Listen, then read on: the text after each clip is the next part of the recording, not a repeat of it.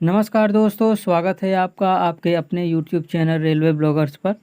दोस्तों, आज के इस वीडियो में हम जीके जीएस से संबंधित टॉप 25 क्वेश्चन के बारे में डिस्कस करेंगे। ये 25 क्वेश्चन आपके आने वाले किसी भी एग्ज़ाम के लिए मोस्ट इम्पॉर्टेंट होंगे, तो वीडियो को पूरा लास्ट तक ज़रूर देखिएगा। दोस्तों, ये वीडियो का पार्ट 1 है, यानी मॉक टेस्ट नंबर 1 है। आने वाले दिनों में हम जीके जीएस से बहुत सारे मॉक टेस्ट को जो है सॉल्व करने वाले हैं, तो वीडियो को पूरा लास्ट तक ज़रूर देखिएगा। और अगर आपको वीडियो पसंद आए तो वीडियो को एक लाइक भी कर दीजिएगा, अपने दोस्तों के साथ वीडियो को शेयर भी कर दीजिएगा। और अगर आप हमारे चैनल पर नए हैं तो चैनल को सब्सक्राइब करके बेल बटन को ऑल पर प्रेस कर लीजिएगा, ताकि इसी तरह की इन्फॉर्मेटिव वीडियो आपको टाइम टू टाइम मिलती रहे। तो चलिए दोस्तों, बिना किसी देरी के हम वीडियो को स्टार्ट करते हैं। दोस्तों, दक्षिण भारत का नेपोलियन किसे कहा जाता है? ठीक है दोस्तों, तो दक्षिण भारत के नेपोलियन किसे कहा जाता है? तो आपको याद रखना है कि भारत का नेपोलियन जो है वो समुद्रगुप्त को कहते हैं, जबकि दक्षिण भारत का नेपोलियन जो है वो राजेंद्र चोल को कहा जाता है। इसको आपको याद रखना है। ठीक है दोस्तों, आई होप ये क्वेश्चन भी आपको समझ में आया होगा। वहीं अगर हम बात करें कि जो है प्रयाग प्रशस्ति अभिलेख का निर्माण किसने करवाया था, तो दोस्तों प्रयाग प्रशस्ति अभिलेख का निर्माण भी जो है वो समुद्रगुप्त के द्वारा कराया गया था। और समुद्रगुप्त जो है वो गुप्त वंश का एक महान शासक था। इसको भी आपको याद रखना है। ठीक है दोस्तों, तो चलिए दोस्तों अपने नेक्स्ट क्वेश्चन की ओर बढ़ते हैं। हमारा जो नेक्स्ट क्वेश्चन है दोस्तों, भारतीय संविधान के किस अनुच्छेद में संचित निधि का प्रावधान किया गया है? ठीक है दोस्तों, तो संचित निधि का प्रावधान संविधान के किस अनुच्छेद में है, इसको आपको बताना है। आपके जो ऑप्शन है वो 280, 315, 267 और 266। तो दोस्तों इसका जो करेक्ट आंसर हो जाएगा वो 266, यानी कि भारतीय संविधान के अनुच्छेद 266 में जो है वो संचित निधि का प्रावधान किया गया है। ठीक है दोस्तों, वहीं दोस्तों अगर हम बात करें कि ऑप्शन नंबर ए की बात करें 280, तो भारतीय संविधान के अनुच्छेद 280 में जो है वित्त आयोग के गठन का प्रावधान किया गया है। वहीं 266 में जो है वो संचित निधि के गठन का प्रावधान किया गया है। इसके साथ ही अगर हम 267 की बात करें तो आकस्मिकता निधि की स्थापना का प्रावधान जो है वो अनुच्छेद 267 में किया गया है। ठीक है,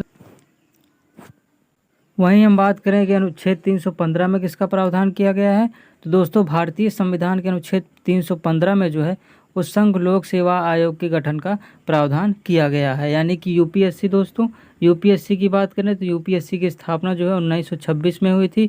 इसका जो हेडक्वार्टर है दोस्तों वो नई दिल्ली में स्थित है। इसको भी आपको याद रखना है। ठीक है दोस्तों, तो चलिए दोस्तों अपने नेक्स्ट क्वेश्चन की ओर बढ़ते हैं। तो हमारा जो नेक्स्ट क्वेश्चन है, रोवा राष्ट्रीय उद्यान किस राज्य में स्थित है? तो रोवा राष्ट्रीय उद्यान किस राज्य में स्थित है? तो आपके ऑप्शन है मणिपुर, मेघालय, त्रिपुरा और मध्य प्रदेश। तो दोस्तों इसका जो करेक्ट आंसर हो जाएगा वो ऑप्शन नंबर सी, यानी कि त्रिपुरा हो जाएगा। तो रोवा नेशनल पार्क किस राज्य में स्थित है? तो रोवा नेशनल पार्क दोस्तों त्रिपुरा राज्य में स्थित है। इसको आपको याद रखना है। ठीक है दोस्तों, त्रिपुरा की बात करें तो त्रिपुरा की जो कैपिटल है वो अगरतला है। त्रिपुरा के जो वर्तमान में मुख्यमंत्री हैं वो बिप्लब कुमार देव हैं। वहीं अगर हम त्रिपुरा के वर्तमान में राज्यपाल की बात करें तो वर्तमान में त्रिपुरा के जो राज्यपाल हैं वो सत्यदेव नारायण आर्य हैं। ठीक है, इसको भी आपको याद रखना है। वहीं मणिपुर की बात करें तो दोस्तों मणिपुर में जो है एक फेमस नेशनल पार्क है कीबुल लामजाओ नेशनल पार्क, जो कि तैरता हुआ नेशनल पार्क है। इसको भी आपको याद रखना है। वहीं मणिपुर की बात करें तो इसकी कैपिटल इम्फाल है। मणिपुर के जो वर्तमान में मुख्यमंत्री हैं वो एन बीरेन सिंह हैं। और मणिपुर के हाल ही में नए राज्यपाल बनाए गए हैं और इनका नाम क्या है, तो ला गणेशन वर्तमान में जो है वो मणिपुर के राज्यपाल बनाए गए हैं। ठीक है दोस्तों, वहीं मेघालय की बात करें तो मेघालय में दोस्तों एक लाहू लोक नृत्य मनाया जाता है। लाहू लोक नृत्य जो है वो मेघालय में मनाया जाता है। वहीं नोकरेक डांस फेस्टिवल और नोकरेक राष्ट्रीय उद्यान यह भी जो है वो मेघालय में स्थित है। मेघालय की कैपिटल क्या है दोस्तों? आइजोल है। मेघालय के जो वर्तमान में मुख्यमंत्री हैं वो कौन है, इसको आपको याद रखना है। कोंगराट संगमा जो है वर्तमान में मेघालय के मुख्यमंत्री हैं। और जबकि अगर हम बात करें कि मेघालय के वर्तमान में राज्यपाल कौन है, तो सत्यपाल मलिक जो है वर्तमान में जो है मेघालय के राज्यपाल हैं। इसको भी आपको याद रखना है। वहीं मध्य प्रदेश की बात करें तो भारत में सबसे अधिक नेशनल पार्क किस राज्य में स्थित है, तो मध्य प्रदेश में, यानी वर्तमान में सबसे अधिक 11 नेशनल पार्क जो है वो मध्य प्रदेश राज्य में स्थित है। मध्य प्रदेश में कौन कौन से नेशनल पार्क है, तो मध्य प्रदेश में जो है एक कान्हा नेशनल पार्क है, एक पन्ना नेशनल पार्क है, एक माधव नेशनल पार्क है, एक बांधवगढ़ नेशनल पार्क है और एक ही पेंच नेशनल पार्क जो है ये भी मध्य प्रदेश और महाराष्ट्र के बॉर्डर पर स्थित है। ये दोनों राज्यों में आता है। ठीक है दोस्तों, मध्य प्रदेश की जो कैपिटल है वो भोपाल है। मध्य प्रदेश के जो वर्तमान में मुख्यमंत्री हैं वो शिवराज सिंह चौहान हैं और मध्य प्रदेश के जो राज्यपाल हैं वो मगन भाई छंगूभाई पटेल हैं। इसको भी आपको याद रखना है। ठीक है दोस्तों, तो इस क्वेश्चन से आपको इतनी जानकारी मिली। आई होप आपको ये वीडियो इन्फॉर्मेटिव लग रहा होगा। ठीक है दोस्तों, तो चलिए दोस्तों नेक्स्ट क्वेश्चन की बात करते हैं। हमारा जो नेक्स्ट क्वेश्चन है, फगली उत्सव किस राज्य का प्रमुख उत्सव है। ठीक है, तो फगली उत्सव किस राज्य का प्रमुख उत्सव है। आपके जो ऑप्शन हैं वो सिक्किम, अरुणाचल प्रदेश, हिमाचल प्रदेश और जम्मू कश्मीर। तो दोस्तों इसका जो करेक्ट आंसर हो जाएगा वो हिमाचल प्रदेश हो जाएगा। यानी कि फगली उत्सव जो है हिमाचल प्रदेश का एक प्रमुख उत्सव है। इसके साथ ही लोसार उत्सव भी जो है वो हिमाचल प्रदेश में मनाया जाता है। ठीक है, इसको भी आपको याद रखना है। अगर हम ऑप्शन नंबर ए की बात करें सिक्किम की, तो सिक्किम में कौन सा फेमस त्यौहार मनाया जाता है, तो सिक्किम में एक लोसांग फेस्टिवल मनाया जाता है। लोसांग फेस्टिवल जो है वो सिक्किम में मनाया जाता है और सागा दावा फेस्टिवल भी जो है सिक्किम में मनाया जाता है। अरुणाचल प्रदेश की बात करें तो अरुणाचल प्रदेश में जो है वो पक्के पागा हॉर्नबिल फेस्टिवल मनाया जाता है। जबकि अगर हम बात करें ऑप्शन नंबर डी यानी कि जम्मू कश्मीर की, तो जम्मू कश्मीर में एक संगम उत्सव मनाया जाता है। एक खीर भवानी मेला का आयोजन भी जम्मू कश्मीर में किया जाता है। एक हेरथ उत्सव यानी कि हेरथ उत्सव का आयोजन भी जम्मू कश्मीर में किया जाता है। और इसके साथ ही जो है और कौन सा, तो इसके साथ एक और है आपका कैन चौथ महोत्सव। कैन चौथ महोत्सव, इसका आयोजन भी जो है जम्मू कश्मीर में किया जाता है। साथ ही जम्मू कश्मीर का एक फेमस लोक नृत्य है, वो कौन सा है, तो दुमहल जो है जम्मू कश्मीर का एक प्रसिद्ध लोक नृत्य है। इसको भी आपको याद रखना है। तो आई होप इस क्वेश्चन से आपको इतनी सारी जानकारी मिली होगी। दोस्तों मैं इस वीडियो में उन्हीं क्वेश्चंस के बारे में डिस्कस करूंगा जो आपके एग्ज़ाम में आने के पूरे चांसेस हैं जिनके। ठीक है दोस्तों, तो वीडियो को पूरा लास्ट तक ज़रूर देखिएगा। इस वीडियो को देखने के बाद आपको इस तरह के क्वेश्चन जो है वो अटेम्प्ट करने में कोई भी दिक्कत नहीं होगी। ठीक है दोस्तों, तो चलिए हम अपने नेक्स्ट क्वेश्चन की ओर बढ़ते हैं। हमारा जो नेक्स्ट क्वेश्चन है दोस्तों, दुमहल किस राज्य का प्रमुख लोक नृत्य है। ठीक है दोस्तों, जैसा कि मैंने आपको प्रीवियस क्वेश्चन में बताया, तो दुमहल जो है वो किस राज्य का प्रमुख लोक नृत्य है, तो इसका ऑप्शन नंबर बी यानी कि जम्मू कश्मीर इसका करेक्ट आंसर हो जाएगा। जम्मू कश्मीर में दुमहल के साथ साथ और एक लोक नृत्य मनाया जाता है, तो एक राउफ लोक नृत्य भी जो है वो जम्मू कश्मीर में मनाया जाता है। एक नाती लोक नृत्य भी जो है वो जम्मू कश्मीर में मनाया जाता है। साथ ही दुमहल लोक नृत्य भी जो है वो जम्मू कश्मीर में मनाया जाता है। इसको आपको याद रखना है। पश्चिम बंगाल की बात करें तो पश्चिम बंगाल में एक फेमस उत्सव मनाया जाता है दुर्गा पूजा। ठीक है, ये पश्चिम बंगाल में बहुत बड़े स्तर पर जो है मनाया जाता है। ठीक है, वहीं उत्तर प्रदेश की बात करें तो उत्तर प्रदेश में जो है वो कौन सा लोक नृत्य मनाया जाता है, तो उत्तर प्रदेश में जो है वो कजरी लोक नृत्य मनाया जाता है। नौटंकी लोक नृत्य होता है। वहीं चरकुला लोक नृत्य भी उत्तर प्रदेश का एक फेमस लोक नृत्य है। इसके साथ ही जो है रासलीला भी जो है उत्तर प्रदेश में इसका आयोजन किया जाता है। ठीक है, तो इसको आपको याद रखना है। वहीं ऑप्शन नंबर डी मेघालय की बात करें तो मेघालय का एक फेमस जो लोक नृत्य है वो लाहौर लोक नृत्य है। इसको आपको याद रखना है, ये एग्जाम में आपके बार बार पूछा गया है। लाहौर लोक नृत्य जो है मेघालय का प्रमुख लोक नृत्य है। ठीक है, तो चलिए दोस्तों अपने नेक्स्ट क्वेश्चन की ओर बढ़ते हैं। हमारा जो नेक्स्ट क्वेश्चन है, विश्व का सबसे गर्म मरुस्थल निम्न में से कौन है। ठीक है, तो विश्व का सबसे गर्म मरुस्थल कौन सा है, तो इसमें आपके ऑप्शन दिए गए हैं। Option A Sahara, option B Kalahari, option C Taklamakan और ऑप्शन डी गोबी मरुस्थल। तो दोस्तों इसका जो करेक्ट आंसर हो जाएगा वो ऑप्शन नंबर बी यानी कि कालाहारी मरुस्थल जो है वो विश्व का सबसे गर्म मरुस्थल है। इसमें आपको कंफ्यूज नहीं होना है। ठीक है, विश्व का सबसे बड़ा मरुस्थल जो है वो सहारा मरुस्थल है और विश्व का सबसे बड़ा गैर ध्रुवीय मरुस्थल भी जो है वो सहारा मरुस्थल है। लेकिन जब अगर हम बात करेंगे विश्व का सबसे गर्म मरुस्थल तो कालाहारी मरुस्थल है। ठीक है, जो कि बोत्सवाना में स्थित है। इसको आपको याद रखना है।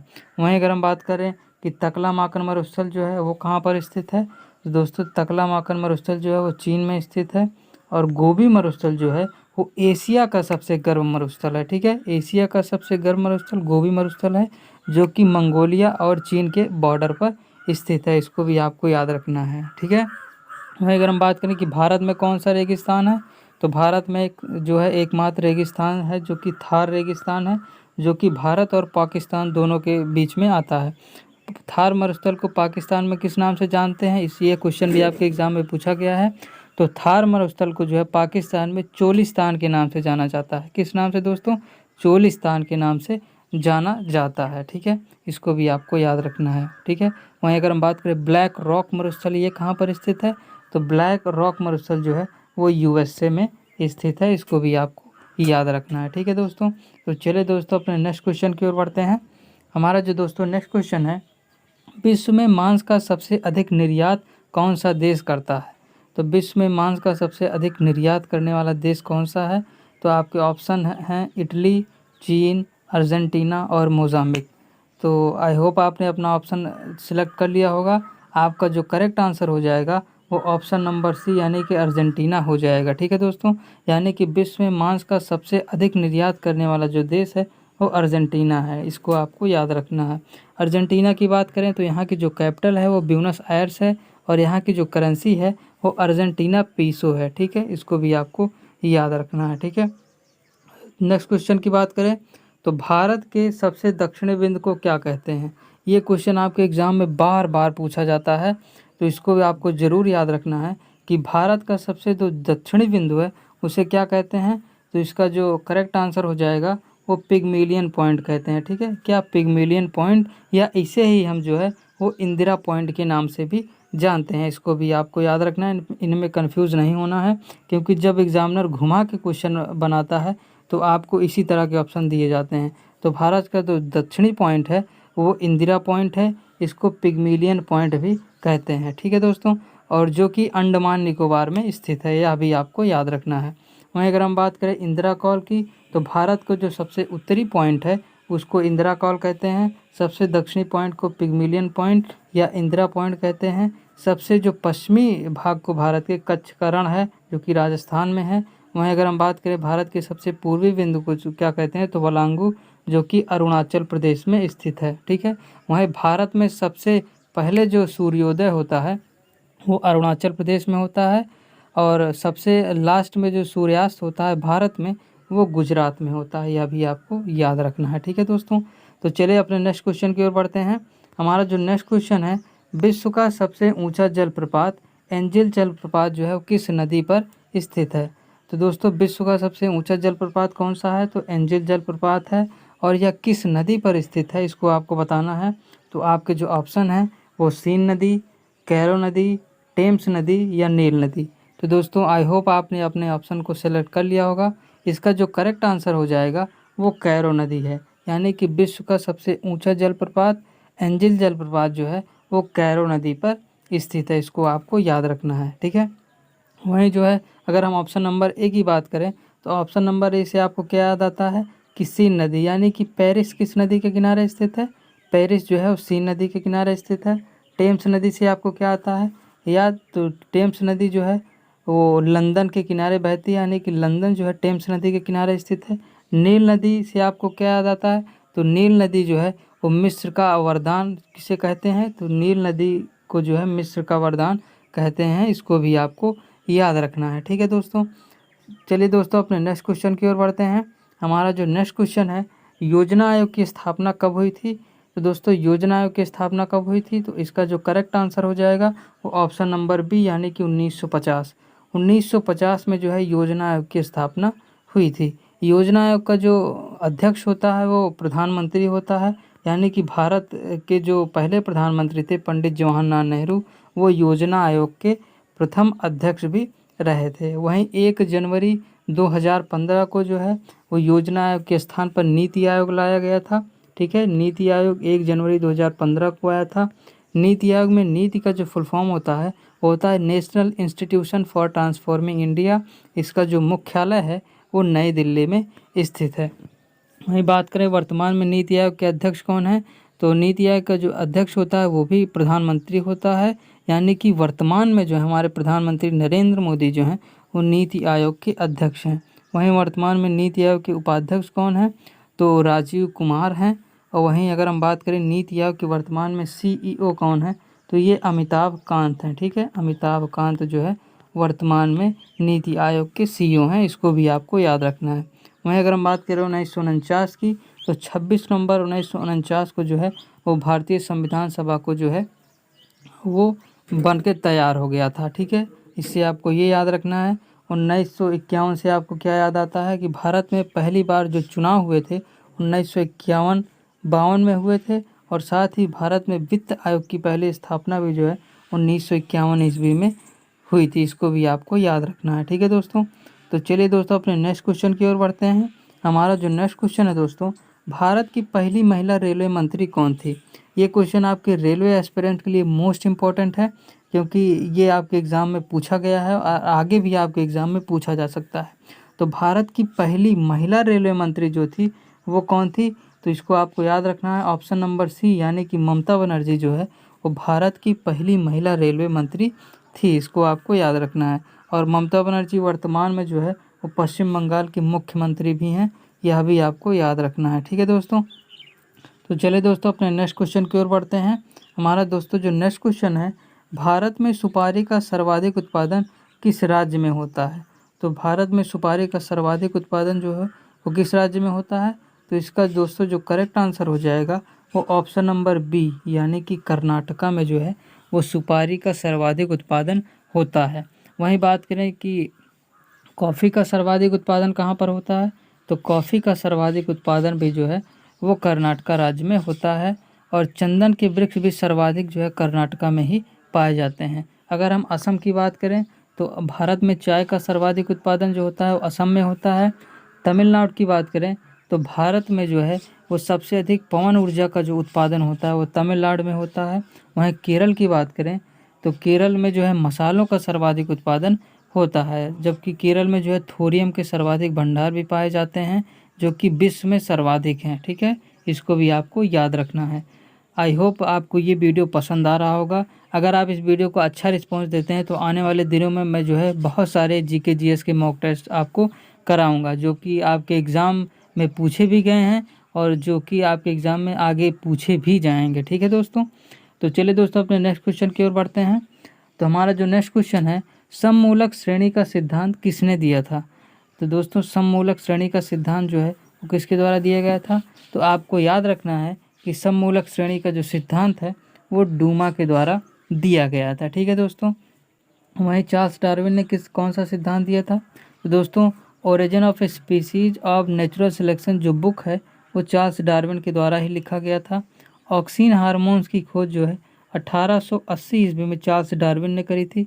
प्राकृतिक चयनवाद या प्राकृतिक वर्ण का सिद्धांत भी जो है वो चार्ल्स डार्विन ने दिया था। वहीं अगर हम हर्बर्ट स्पेंसर की बात करें तो हर्बर्ट स्पेंसर ने कौन सा सिद्धांत दिया था?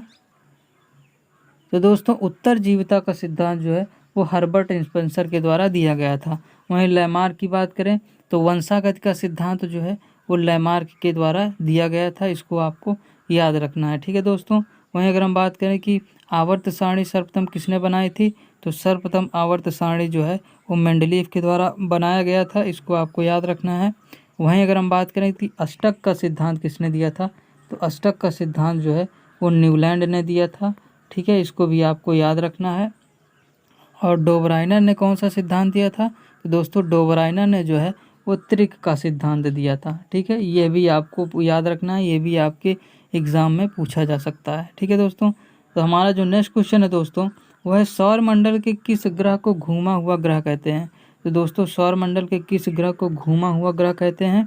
तो इसको आपको याद रखना है, ये आपके लिए मोस्ट इम्पॉर्टेंट है। शुक्र ग्रह को जो है दोस्तों वो घूमा हुआ ग्रह भी कहते हैं। इसके साथ ही शुक्र ग्रह को जो है सौरमंडल का सबसे चमकीला ग्रह भी कहते हैं, और पृथ्वी की भगनी यह भी जो है शुक्र ग्रह को ही कहा जाता है, यह भी आपको याद रखना है। बुध ग्रह की बात करें तो सौरमंडल का सबसे छोटा ग्रह जो है वो बुध ग्रह है। ठीक है दोस्तों, नेक्स्ट क्वेश्चन पर चलते हैं। हमारा जो नेक्स्ट क्वेश्चन है, निम्न में से कौन प्रशांत महासागर की ठंडी जलधारा है? ठीक है दोस्तों, तो प्रशांत महासागर की ठंडी जलधारा निम्नलिखित में से कौन सा है? तो आपको बताना है। तो आपका ऑप्शन है लेब्राडोर, गल्फ स्ट्रीम, क्यूरोसियो और क्यूराइल। तो दोस्तों आपका जो करेक्ट आंसर हो जाएगा वो ऑप्शन नंबर डी यानी कि क्यूराइल हो जाएगा। तो प्रशांत महासागर की जो ठंडी जलधारा है वो क्यूराइल की जलधारा है। वहीं बात करें प्रशांत महासागर की जो गर्म जलधारा है वो क्यूरोसियो की जलधारा है। ठीक है, लेब्राडोर जो है वो अटलांटिक महासागर की एक ठंडी जलधारा है, जबकि गल्फ स्ट्रीम जो है वो भी अटलांटिक महासागर की जो है एक गर्म जलधारा है। इसको आपको याद रखना है। प्रशांत महासागर विश्व का सबसे जो बड़ा महासागर है वो प्रशांत महासागर है। सबसे अधिक ज्वालामुखी ये प्रशांत महासागर में ही पाए जाते हैं, और इसके साथ ही जो है सबसे गहरी खाइयाँ भी जो है वो प्रशांत महासागर में ही पाई जाती हैं। इसको भी आपको याद रखना है। और प्रशांत महासागर का जो सबसे गहरा गर्त है वो कौन सा है? तो दोस्तों प्रशांत महासागर का जो सबसे गहरा गर्त है वो मेरियाना गर्त है। ठीक है, मेरियाना गर्त है, जिसकी गहराई की अगर बात करें तो 11,022 मीटर, 11,022 मीटर इसकी गहराई है। इसको भी आपको याद रखना है। ठीक है दोस्तों, चलिए दोस्तों नेक्स्ट क्वेश्चन की ओर बढ़ते हैं। तो जो नेक्स्ट क्वेश्चन है, हिंद महासागर का सबसे बड़ा द्वीप कौन सा है? तो दोस्तों हिंद महासागर का जो सबसे बड़ा द्वीप है उसको आपको बताना है। तो इसका जो करेक्ट आंसर हो जाएगा वो ऑप्शन नंबर सी, यानी कि मेडागास्कर। मेडागास्कर जो है वो हिंद महासागर का सबसे बड़ा द्वीप है। इसको भी आपको याद रखना है। ठीक है दोस्तों, वहीं मॉरिशस भी जो है हिंद महासागर में स्थित है। डिगो गार्सिया द्वीप भी हिंद महासागर में स्थित है। इसके साथ ही मालदीव भी जो है हिंद महासागर में स्थित है। ठीक है दोस्तों, इसको आपको याद रखना है। और हिंद महासागर का जो सबसे गहरा गर्त है यह कौन सा है? तो दोस्तों हिंद महासागर का जो सबसे गहरा गर्त है वो सुंडा गर्त है। इसको भी आपको याद रखना है, ये भी आपके एग्जाम में जो है वो पूछा जाता है। ठीक है दोस्तों, तो चलिए अपने नेक्स्ट क्वेश्चन की ओर बढ़ते हैं। हमारा जो नेक्स्ट क्वेश्चन है, भारत में हरित क्रांति की शुरुआत कब हुई थी? ठीक है, तो भारत में हरित क्रांति की शुरुआत कब हुई थी? तो आपको याद रखना है कि 1966 से 67 के बीच जो और टाइम पीरियड था उसमें भारत में हरित क्रांति की शुरुआत हुई थी। इसको आपको याद रखना है। वहीं अगर हम बात करें कि हरित क्रांति की शुरुआत किसके द्वारा की गई थी, तो हरित क्रांति की शुरुआत जो है एम.एस. स्वामीनाथन के द्वारा की गई थी। एम.एस. स्वामीनाथन के द्वारा हरित क्रांति की शुरुआत की गई थी और 1966 से 67 के बीच की गई थी। और इसकी शुरुआत किस विश्वविद्यालय से हुई थी, यह क्वेश्चन भी आपके एग्जाम में पूछा जा सकता है। तो भारत में हरित क्रांति की शुरुआत जो है वो पंतनगर विश्वविद्यालय से हुई थी। ठीक है, पंतनगर विश्वविद्यालय से इसकी शुरुआत हुई थी। वहीं जो है हरित क्रांति से भारत में जो है वो खाद्यान्न के उत्पादन में जो है वो सर्वाधिक वृद्धि हुई थी। अगर खाद्यान्नों में भी मैं बात करें कि किस खाद्यान्न की, तो गेहूं के उत्पादन में जो है वो सर्वाधिक वृद्धि देखी गई थी हरित क्रांति की बाद। ठीक है दोस्तों, और अगर हम वर्ल्ड लेवल पर बात करें कि विश्व में हरित क्रांति का जनक जो है वो किसे कहते हैं, तो अमेरिका के ये व्यक्ति थे नॉर्मन ई बोरलॉग। कौन? नॉर्मन ई बोरलॉग जो है इनको विश्व में हरित क्रांति का जनक कहा जाता है। ठीक है दोस्तों, और वहीं बात करें हरित क्रांति दोस्तों, तो द्वितीय हरित क्रांति किस टाइम पीरियड को कहते हैं, तो 1983 से 84 के जो टाइम पीरियड था उसको द्वितीय हरित क्रांति के नाम से जानते हैं। यह भी आपको याद रखना है। ठीक है दोस्तों, तो नेक्स्ट क्वेश्चन पर चलते हैं। हमारा जो नेक्स्ट क्वेश्चन है दोस्तों, प्लास्टर ऑफ पेरिस का निर्माण किससे होता है? तो प्लास्टर ऑफ पेरिस का निर्माण जो किससे होता है ये आपसे पूछा गया है। तो आपके जो ऑप्शन है वो सोडियम, जिप्सम, कैल्शियम और नाइट्रोजन। दोस्तों इसका जो करेक्ट आंसर हो जाएगा वो ऑप्शन नंबर बी, यानी कि जिप्सम। प्लास्टर ऑफ पेरिस का निर्माण जो होता है वो जिप्सम से होता है। इसको आपको याद रखना है। साथ ही सीमेंट में जो मजबूती आती है वह भी जिप्सम के कारण ही आती है, यह भी आपको याद रखना है। सोडियम की बात करें तो सोडियम जो है एक मुलायम धातु है, इसे आसानी से जो है चाकू से काटा भी जा सकता है। और साथ ही सोडियम के जलने से जो है वो हाइड्रोजन गैस उत्पन्न होता है। सोडियम का परमाणु क्रमांक 11 होता है। सोडियम का परमाणु द्रव्यमान लगभग 22 के करीब होता है। सोडियम को Na से डिनोट करते हैं। ठीक है दोस्तों, और सोडियम जो होता है वो बेंजीन और ईथर में घुलनशील भी होता है। और सोडियम जो होता है वो विद्युत का अच्छा चालक भी होता है। इसको भी आपको याद रखना है। वहीं अगर हम ऑप्शन नंबर सी की बात करें तो कैल्शियम का परमाणु क्रमांक 20 होता है। इसको Ca से डिनोट करते हैं। और कैल्शियम का जो परमाणु द्रव्यमान होता है वो लगभग 40 के करीब होता है। वहीं अगर हम इलेक्ट्रॉनिक विन्यास की बात करें तो कैल्शियम का इलेक्ट्रॉनिक विन्यास जो है वो 2882 होता है। ठीक है, 2882 जो है कैल्शियम का इलेक्ट्रॉनिक विन्यास होता है। वहीं अगर नाइट्रोजन की बात करें तो नाइट्रोजन का परमाणु क्रमांक दोस्तों कितना होता है, तो नाइट्रोजन का परमाणु क्रमांक जो होता है, नाइट्रोजन का परमाणु क्रमांक जो होता है वो 7 होता है। नाइट्रोजन को N से डिनोट करते हैं। ठीक है दोस्तों।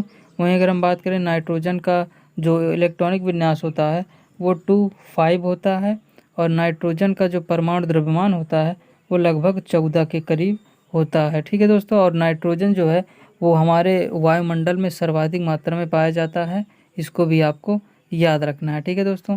हमारा जो नेक्स्ट क्वेश्चन है दोस्तों, अफ्रीका को यूरोप से अलग करता है।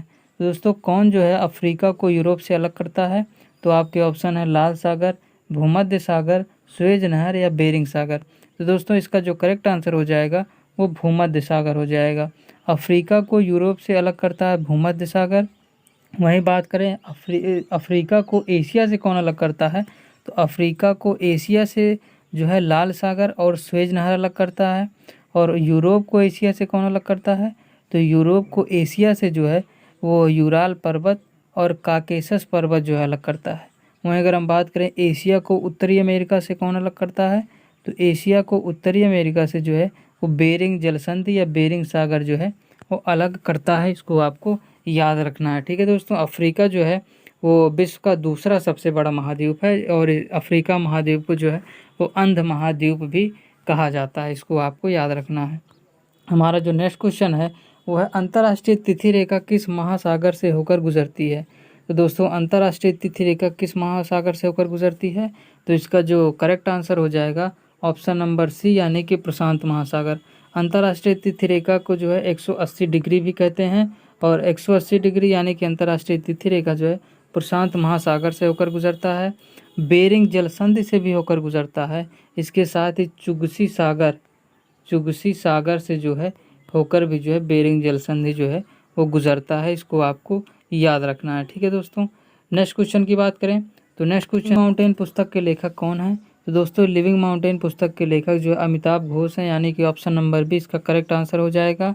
इसके साथ ही द नेटमेट कर्स नामक पुस्तक के लेखक कौन है? तो द नेटमेट कर्स नामक पुस्तक के लेखक भी जो है वो अमिताभ घोष हैं, इसको आपको याद रखना है।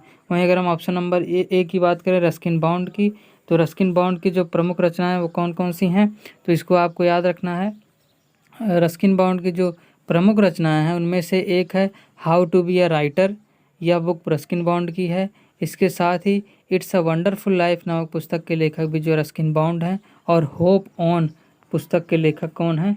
तो होप ऑन पुस्तक के लेखक भी जो है वो रस्किन बॉन्ड हैं। ऑप्शन नंबर सी की बात करें तो अरुंधति रॉय की, तो the God of small thing नामक पुस्तक के लेखक अरुंधति रॉय हैं। और द सेडेशियस हार्ट नामक पुस्तक के लेखक भी जो है वो अरुंधति रॉय हैं। वहीं जब अगर हम ऑप्शन नंबर डी की बात करें तो झुम्पा लाहिड़ी, तो द नेम सेक नामक पुस्तक के लेखक कौन है? द नेम सेक पुस्तक के लेखक जो हैं वो झुम्पा लाहिड़ी हैं।